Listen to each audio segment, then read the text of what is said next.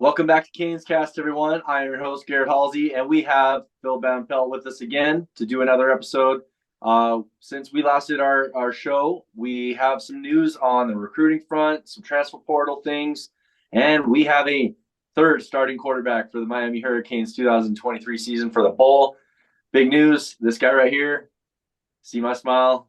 Hey, we finally get to see what Jacurri Brown's made of. So with that being said, I'll get into what my thoughts are, but let's throw it to Phil. Phil, why don't you catch us up to speed and tell us what you're thinking of? Well, yeah, last time we talked, last week's episode was, all about the uncertainties, what faces the team and, guys hitting the transfer portal that we knew about already.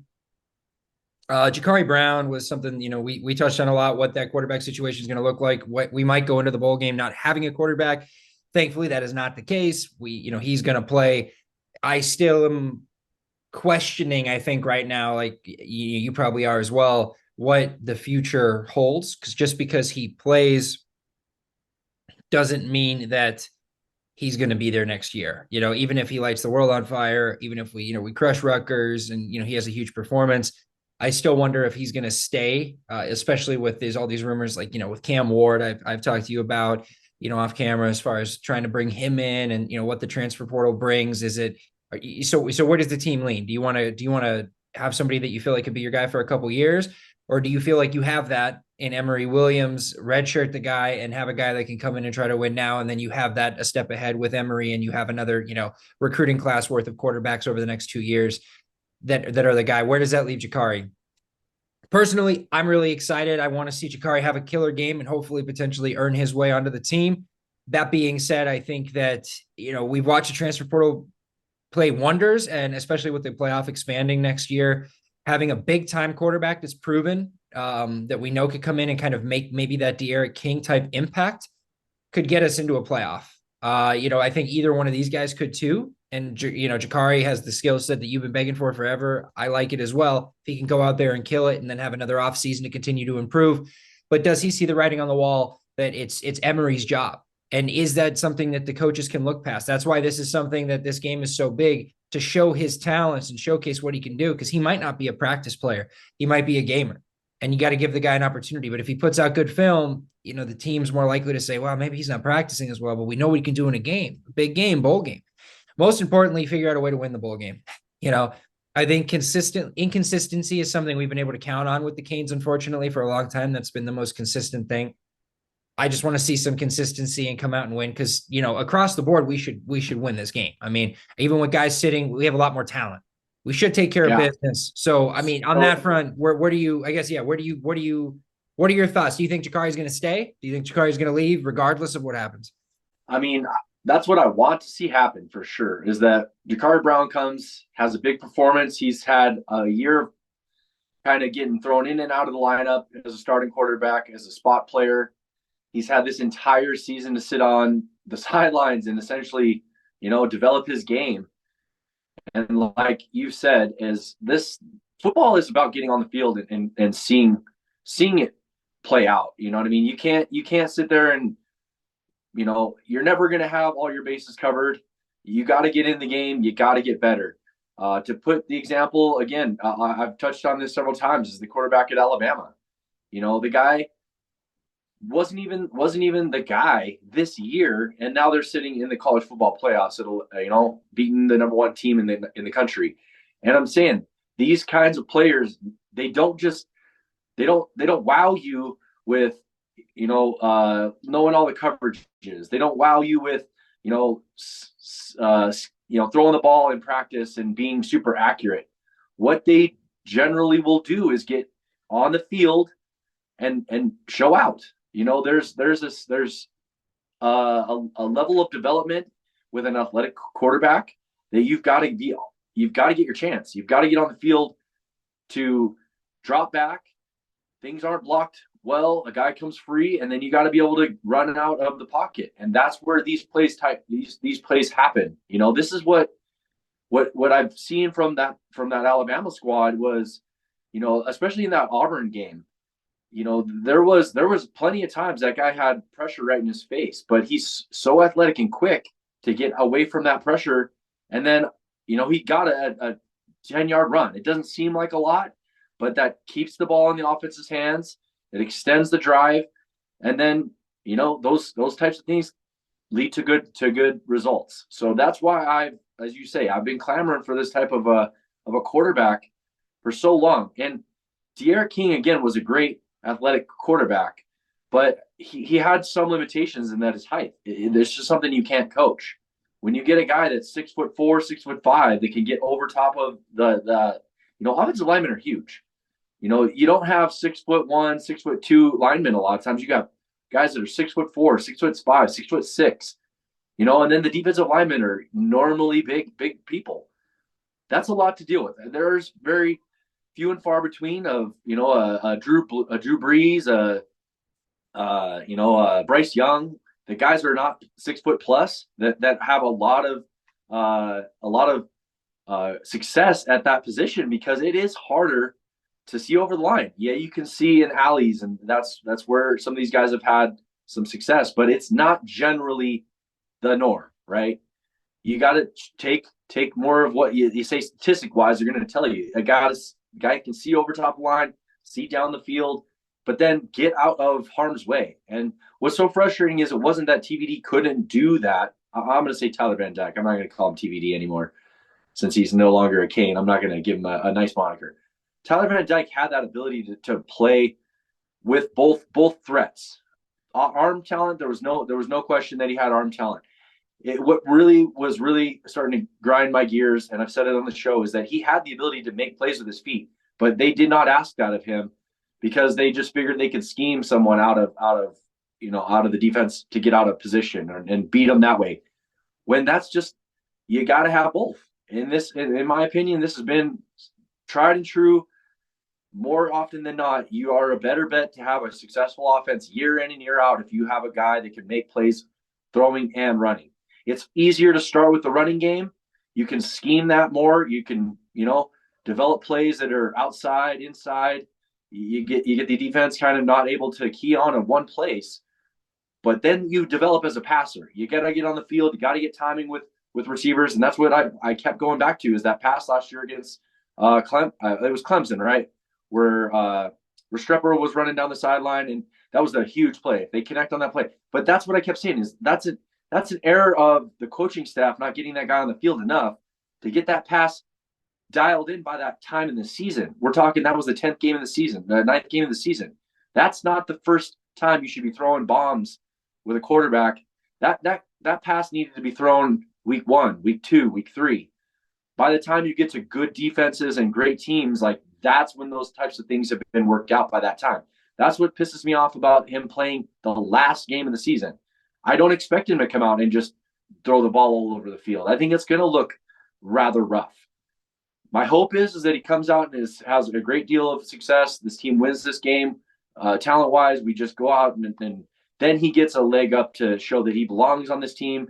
Hopefully he feels good about staying. There is going to be competition. We're going to bring in some transfer quarterbacks from the portal.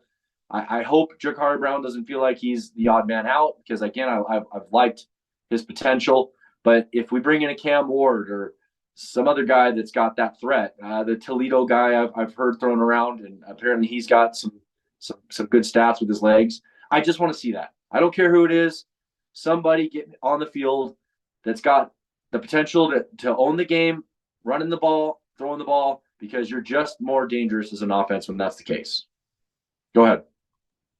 Yeah, I mean, I agree that you have to have that threat, especially, in college for sure. And getting that way in the NFL, not all teams do it, but most quarterbacks in the NFL nowadays have the ability to extend plays. Even if they don't run, they're sneaky, right? They have the option to do that. I think, when push comes to shove, very few like Brady and Tom, Brady and Peyton Mannings and things like that, exist at this point in the NFL. Two big examples I want to point out, you're talking about smaller quarterbacks, Kyler Murray and Russell Wilson are another two, and they are Russ early in his career, and obviously Kyler now still are phenomenal with their feet, and they can make every throw just about too. And I think my biggest beef with quarterbacks that move around like that is, we heard Greg Olson make that comment about it can't be what I think it was Greg Olson, that can't be your fastball, they can't be your go-to. So there has to be some middle ground. And that's what we want to see with Jacurri Brown. We want to see, can he make those passes? Can he hit those easy passes? There has to be something,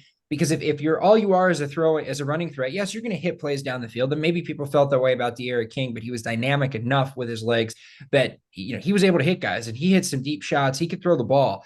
I've seen it the other way. I'm not overly impressed with the Boston College quarterback. I know he won some games and stuff like that. Those plays are going to be there. I'll go back this Clemson game, the game that you have as the background right now, and that moment.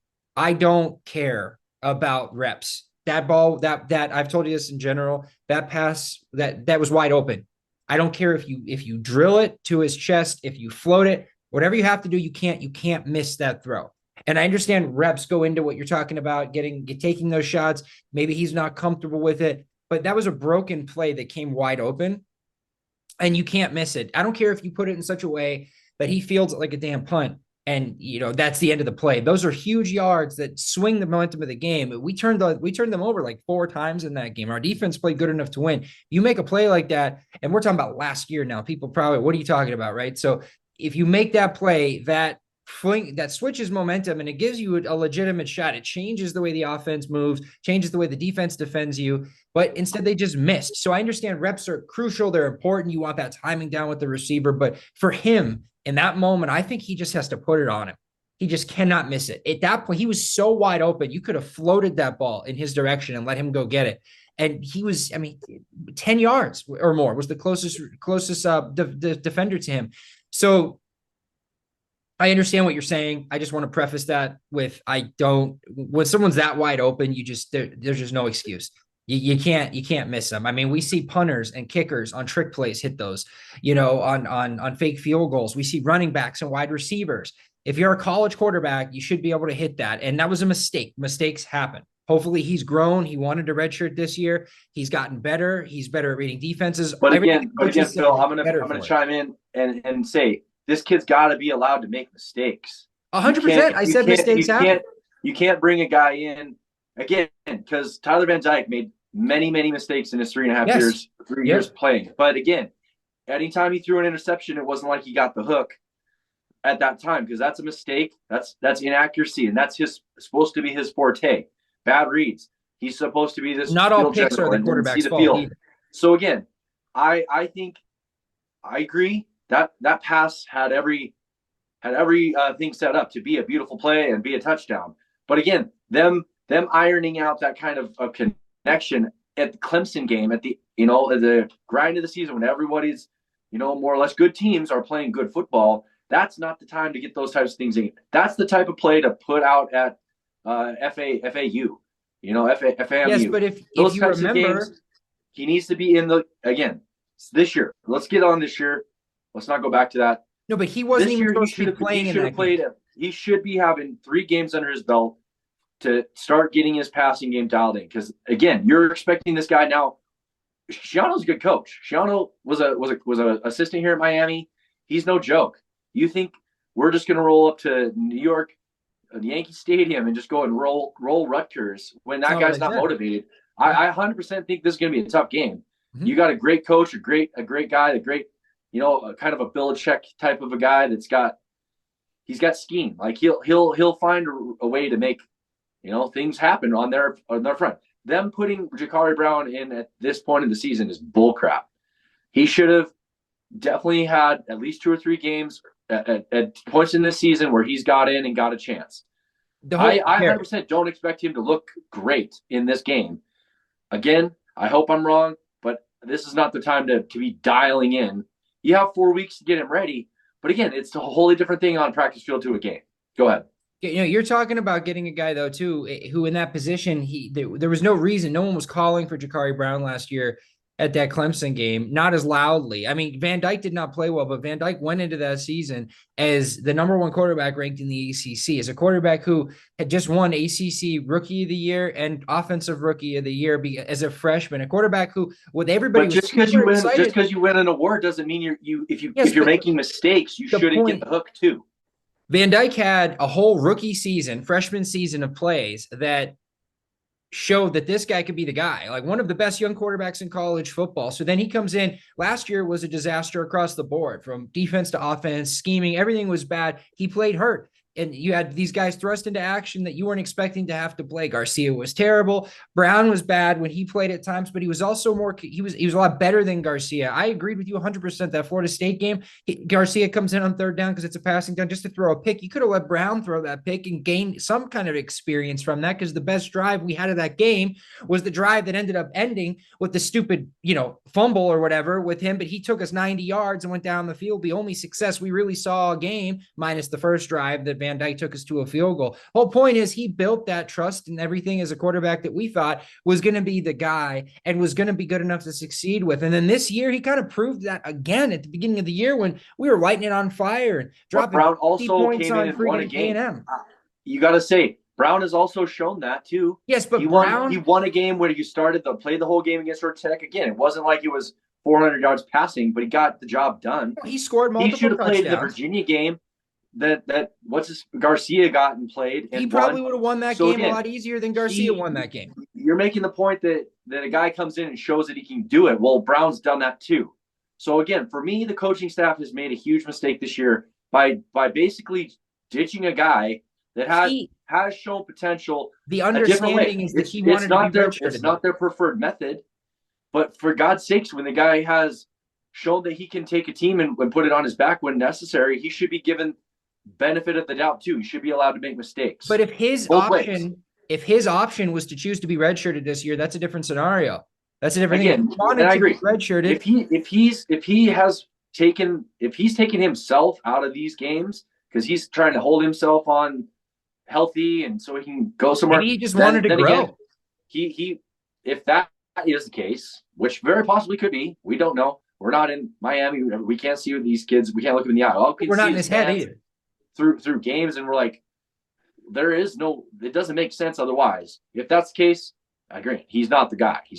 No, that's not even what I'm saying. If he chose to redshirt this year just for his own personal development, he is going to stay in Miami, then fine. He could choose that too, because Miami had the quarterbacks to say, okay, and then maybe next year they decide to redshirt Emory and let him play and be the guy. I'm just unsure at this point, because if they go get a guy in the transfer portal, like we're talking about, like Cam Ward, and you bring a guy like that in, with all the NIL money they're going to get, they're not coming here to not play.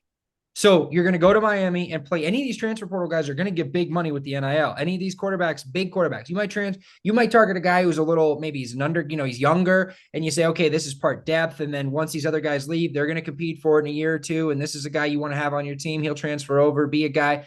But these guys are going to wait around forever. And if a guy comes in, he's getting a lot of money. There's people paying that money that are going to want to see that guy on the field. This is like NFL football at that point, as far as these contracts go. These guys are going to want to see these guys play. So when that happens, is he going to hang around going, well, man, if I stay another year, sweet. But what if, unless I get on the field in some wildcat formations, what if Emory's the guy because he redshirts? So I stay to be the backup, and if Ward gets hurt, then I play. Otherwise, what if Emory's the guy after that, or another guy comes in? So it leaves you in a conundrum to see what Miami's going to do. But I will say real quick on the comment you made about Georgia Tech, that was a big game. We were jacked. We dominated that game. He scored touchdowns. He made plays. It was awesome to see. Great interview after the game. We remember it on the sideline, all this stuff. That's not the same as what Van Dyke did the year before, winning those games, winning multiple games in a row. And that's no fault. But also, he might have thrown for a lot of yards, but we weren't winning a lot of games either, right?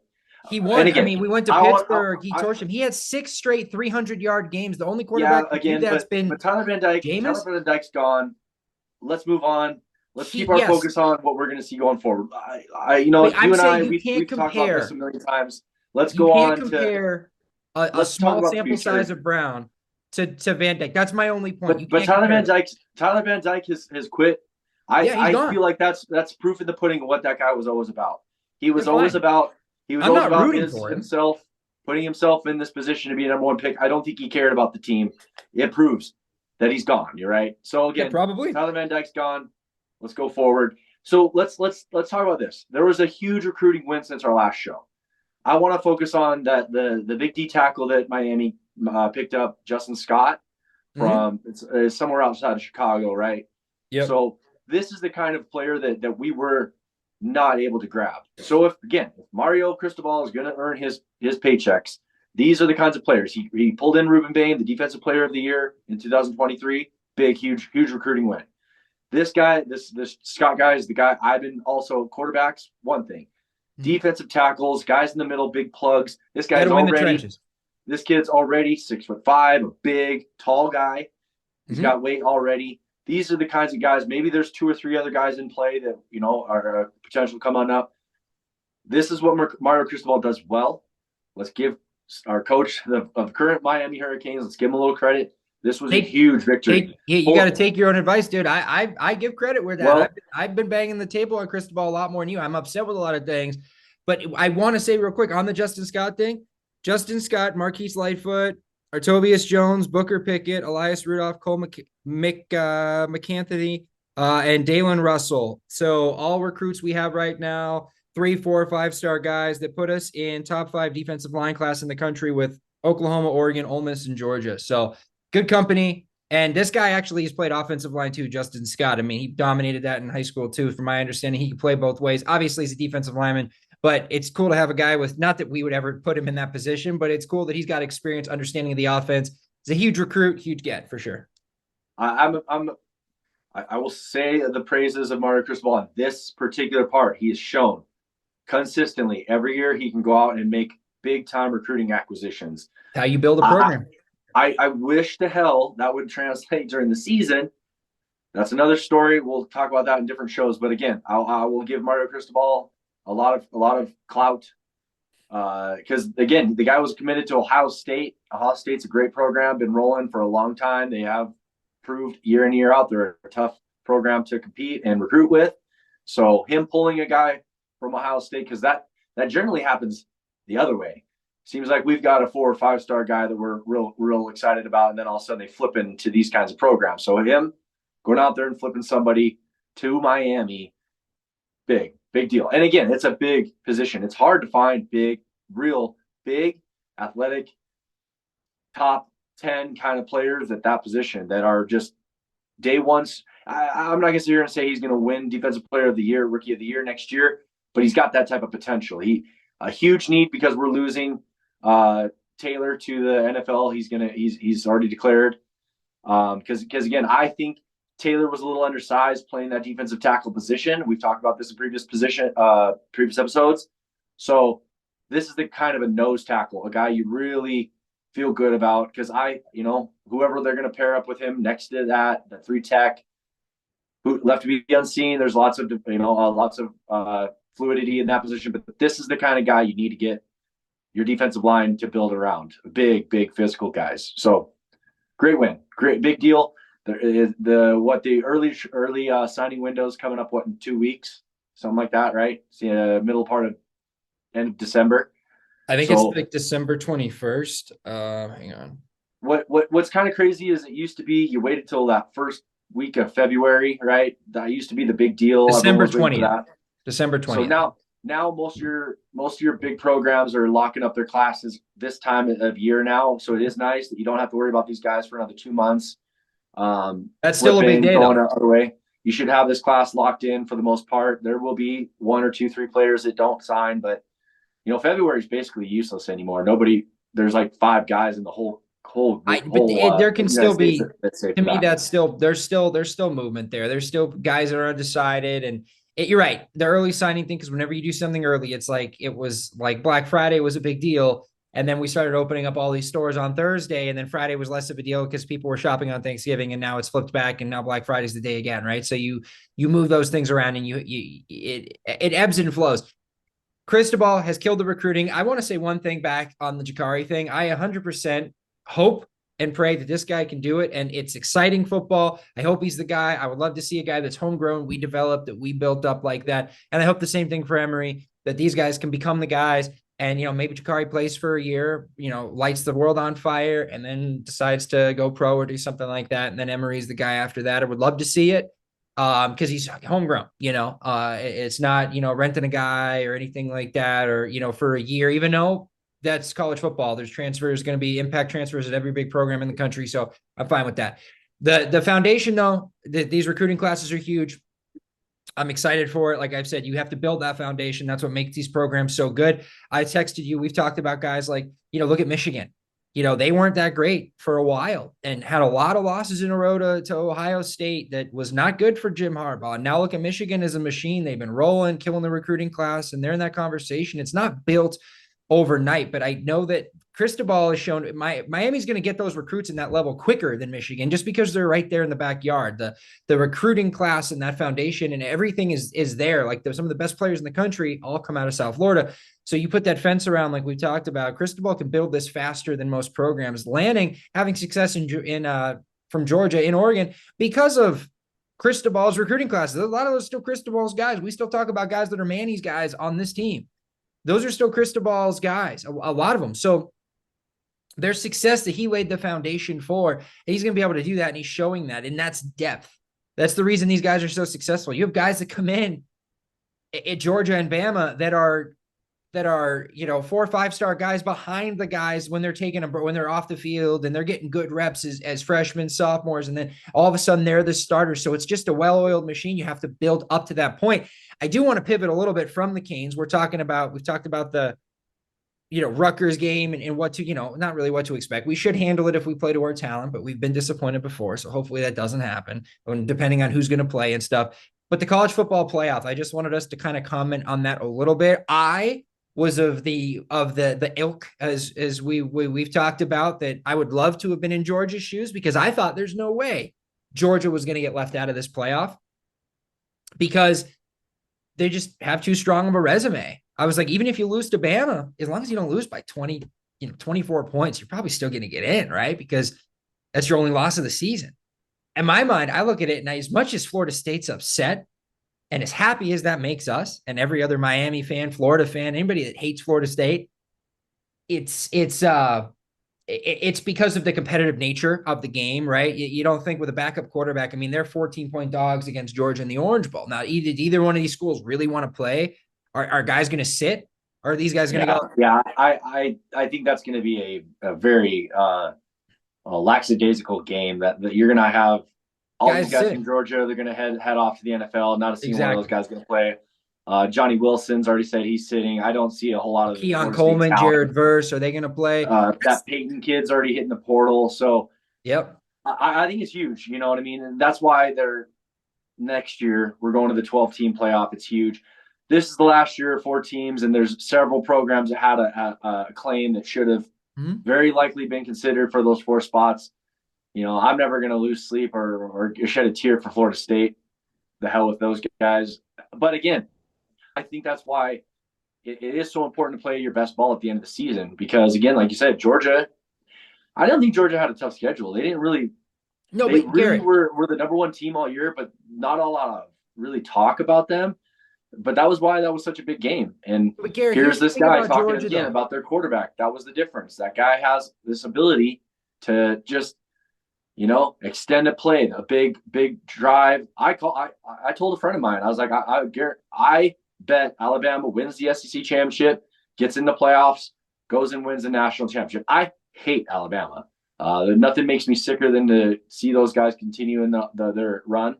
But that's what I've got to give them credit for is moving with the times, playing with that kind of guy, getting him on the field early, and then now this is the rewards you reap. When he's playing good football and he got dialed in, this is the kind of wins that you get. This is what you get for going that route. I just want to say though that Georgia, for me, I understand their schedule, but they haven't lost a game in 2 years. They're back-to-back champs. I don't see how you leave them out. I want to be very honest here. Florida State. If that was Miami, I'd be pissed. But Florida State, Georgia, who cares? Florida State makes it in if Jordan Travis doesn't get hurt. And if we're undefeated, if we're in that situation, if you flip spots, of course, Miami, we're upset. The Gators would be upset. Any team in the country would be upset if you were in that situation. My mind, I thought it was going to be Michigan 1, Georgia still 2, because again, they haven't lost in 2 years. They're back-to-back champs, and the committee loves the SEC anyway. Washington 3, Alabama 4, because they did have the 1 loss. I know Texas was a great season. They beat Alabama, but they also lost to Oklahoma. So in my mind, that's what I thought would have happened. What goes around, hey, real quick, what goes around comes around, right? And we talked about that. 1 loss Florida State, which should have been the start of a Miami three-peat, gets put in the national championship against the Oklahoma Sooners to score 2 points because there was a muffed snap. They got their asses kicked. Shouldn't have been in that game. Miami beat them. And Miami fans that feel bad for Florida State or the ACC need to remember that, because what goes around always comes around. Now, they can rave and rant and complain and everything like that, but it also shows me something else. You don't hear a lot of Georgia fans complaining. I'm sure there's fans that are kind of, whatever. But guess what? Georgia knows that Georgia's going to be back in this conversation next year. They're going to be back in the right there competing at a high level to win a national championship. Well, and you got to State figure knows. they're with 12 teams going in. They're Oh, yeah, but almost they would have. stamped in probably one of those 12 spots But because they they're would have very, been in there very good regardless. They program. would have been in that conversation with four teams. Florida State knows, as we've talked about it, and I've leaned heavy on, that they're not going to be the same team next year. We talked about the guys leaving. We know that that's not going to be the same team. They hit the lightning in a bottle with the transfer portal. They have to do it again. They're going to get recruits because they're a program, they're a name, but as far as developing these recruits, Mike Norvell's never shown it. They had a great year. Props to them. I got to give it where it's due. And yes, again, I'd be upset if I was them by not getting in. But again, as a Miami fan, what goes around comes around. You get your revenge. And honestly, if these teams play, they're going to get waxed by Georgia. If Georgia comes on and wants to play, they're going to get destroyed by Georgia. And the committee didn't want a repeat of what we saw last year, where the little guy, you let him in because they had a great season, TCU. They use the luck of the gods to punch their way into a game where they just caught Michigan thinking they're going to come in and walk them, and they surprised them. If you think that, you'll get beat. That's football. And then they went into the game at national championship game, and it was arguably the worst national championship game in the history of college football. These Georgia players are eating chicken wings on the sideline. The committee doesn't want that. The Yeah, committee, and I figured that lined up perfectly for a Georgia-Alabama championship again, and they'd love it because they love the SEC. So I know we're winding down on time. I wanted to go on that rant and talk about what I thought should have happened. Obviously, we don't care that Florida State got hosed or that, honestly, that Georgia did, but I think that they had a better case for it, and hopefully yeah. we're in this conversation next year. If anything, I would say Texas would have been the team left out. Alabama looked like one of the best teams. I'm excited to watch the playoffs really slowly to see if my prediction is right. If Alabama goes ahead and continues their role, Washington, I think they're totally beatable. I think they had a great season. I understand why they went in as the undefeated Pac-12 champion over Florida State. When you lose key player like your quarterback like that was the reason why they were still undefeated. Florida State didn't deserve to be in. They have a gripe. I will say if I was a fan of theirs, I would be upset. But hell with them. And then Michigan, 100% won every right to be in that four teams. Ohio State, I would sit here and tell you that Ohio State has a leg to stand on. They're a talented program. Who's losing their quarterback too? Their quarterback who led them to a 11-1 season, great season. He's already off. And that's what I want to go back to, and we'll close out with this. The recruiting thing to me is becoming less and less of the staple. I'm more of the free. This is what the football world is about. These guys getting the ability to put their film together, go out and get a better offer. If you want to keep your guys, better start paying up for the ones that produce for you, because you will lose them to a team willing to go ahead and give them the money if they are going to help that program. So this is where they are. This is what the market's like. It should have been this way much longer than it is, but this is why it's big time now, man. Like Cam Ward was a great player. Washington State didn't have a great season, but this is what it's about. We'll talk about the Duke guy real quick, Riley, right? He's had a great career at Duke the last couple of years, and then all of a sudden now he's off to probably Notre Dame. And this is what college football is about. It's about moving pieces. So I think it's harder to get a guy from high school, sit him on the bench, because again, there's so much movement and so much potential to go find playing time. This is why I don't like the way they handled Jacurri Brown in Miami. Again, what are we going to do? We'll see out on the field if he can play, and then we'll go from there. But you can't sit and redshirt these guys and put them on the shelves anymore. If they can play, which you want to have good players, you can't do that. You're not going to get away with that anymore. You used to be able to do that in the old world, but now you can't shelf these guys. Even when you get production out of them, you can still lose them. That's where it's totally different game now. Well, and before, yeah, if a guy wanted to bail, then he had to sit out for a year, and there was the whole back and forth. There was. I remember the early time of the immediate eligibility, like when before the transfer portal really became huge with like Jalen Phillips when he came to Miami. That was a big deal. Is he going to be able to play? And then we know what happened, and he ended up being a first round pick. He was an instant impact, great player for us. But yeah, you used to have to go, well, okay, do I want to forfeit a year of my college, career, and then maybe I don't play there because somebody else jumps into the equation. So it was a bigger risk, and there was a lot more control by the NCAA and how things were ran and how things were done. Now it's very much a player situation, and guys will bounce at the first sight of mostly the first sight of adversity, because there's somewhere you probably don't need that adversity. You can go somewhere and play and get drafted, get found. For me, on your prediction, I want to say I'm hoping Michigan proves you wrong, because I'm hoping Michigan, and that honestly right now feels like the game of the playoff already. Alabama, Michigan is going to be well, I can't say that. I guess a lot of Texas fans out there, a lot of people are going to watch Texas, Washington, but you feel like the champion's going to be whoever wins that Alabama, Michigan game. And for the sake of parity in college football, and Michigan's a program I've that I've had a soft spot for. My dad went to Michigan and Central Michigan, so as well. So I like to see Michigan do well. It's never over Miami, but it's also it's new. I mean, when's the last time we've seen Michigan win a national championship? We've seen Bama. We have memories of back battles with Washington. We saw Texas with Vince Young. Michigan, it's cool to see in the conversation. And also adds a little intrigue if Harbaugh would ride off into the sunset and go back to the pros if he won a national championship. So that's interesting. I agree. Interesting to I me as actually think well. that I think he does. I think he's this is his last year at Michigan. That's just my personal thought. I think he gets drawn to the Especially if you NFL win. after this year. It's 100% if he wins. Yeah. I think it's I'd say a 75% chance, even if he loses the first game. I think Harbaugh's had enough of NCAA this stuff. level, some slaps on the face that I don't think he's really done anything wrong personally. But I think the NFL comes calling. I think he goes to the NFL again. Yeah, and there's a lot of teams that are going to be calling, teams that could say, you know what, we feel like we're close.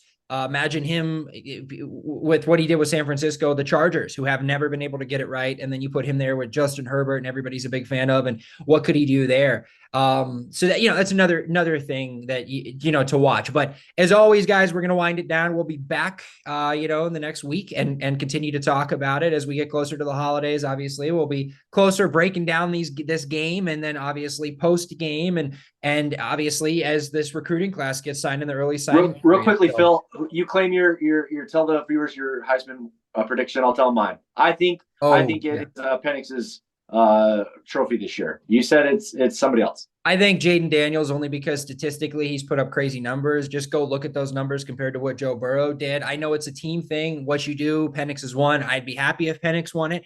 I just feel like stats, he just won AP Player of the Year. That's a big thing in his favor. I just think statistically, ultimately the best player is probably Marvin Harrison Jr. in my mind. Bo Nix can't. Agreed. 100% agreed. Marvin Harrison Jr. is the best player. Yeah, 100%. Bo Nix lost back-to-back, or both not back-to-back, but lost twice to Penix, so he can't win it. He's in there as a formality, not a formality. He had a great year, but you know what I mean. I think Jaden Daniels. You think Penix? Michael Penix Jr. is the guy. But as always, guys, despite those names in those programs, it's always all about the you. Make sure like, subscribe, check us out. We'll be back again soon next week with another episode. Go Canes, and let's keep crushing this recruiting period. See you later, guys. Thanks for watching.